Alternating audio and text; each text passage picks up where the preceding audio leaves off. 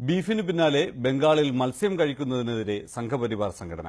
ഭഗവാൻ മഹാവിഷ്ണുവിന്റെ അവതാരമാണ് മത്സ്യമെന്നും അത് കഴിക്കുന്നത് കുറ്റകരമാണെന്നുമാണ് ഓൾ ഇന്ത്യ ഫിഷ് പ്രൊട്ടക്ഷൻ കമ്മിറ്റിയുടെ നിലപാട്.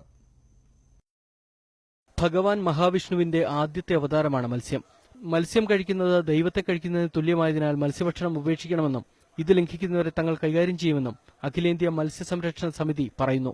സോഷ്യൽ മീഡിയയിലൂടെ കഴിഞ്ഞ 6 മാസങ്ങളിലായി മത്സ്യസംരക്ഷണ സമിതി ഈ പ്രചാരണം സജീവമാക്കിയിരിക്കുകയാണ്.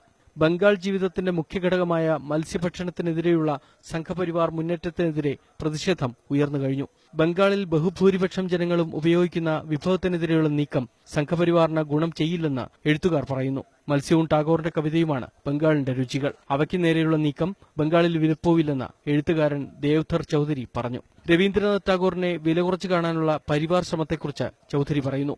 ടാഗോർ ഹിന്ദുവിരുദ്ധനും സ്വഭാവദൂഷ്യമുള്ളയാളുമെന്നാണ് പ്രചരണം. ബങ്കിംഗ് ചന്ദ്ര ചാറ്റർജിയായിരുന്നു യഥാർത്ഥ ഹിന്ദുവും ദേശീയവാദിയുമെന്നും അദ്ദേഹത്തിനാണ് നോബൽ സമ്മാനം ലഭിക്കേണ്ടിയിരുന്നതെന്നുമാണ് പരിവാർ വാദം. അത്തരം വാദങ്ങൾ ബംഗാളിൽ അപ്രസക്തമാണെന്ന് ദേവ്ധർ ചൌധരി വാദിക്കുന്നു. മത്സ്യവും ടാഗോറും ബംഗാൾ രാഷ്ട്രീയത്തിന്റെ മുൻനിര വിഷയമായി മാറിയിരിക്കുകയാണ്. ബംഗാളി ഹിന്ദു ഉയർത്തെഴുന്നേൽക്കാൻ സമയമായി എന്ന പ്രചരണവാക്യവുമായാണ് മത്സ്യഭക്ഷണത്തിനെതിരെയുള്ള പുത്തൻ നീക്കം. National desk, news 18.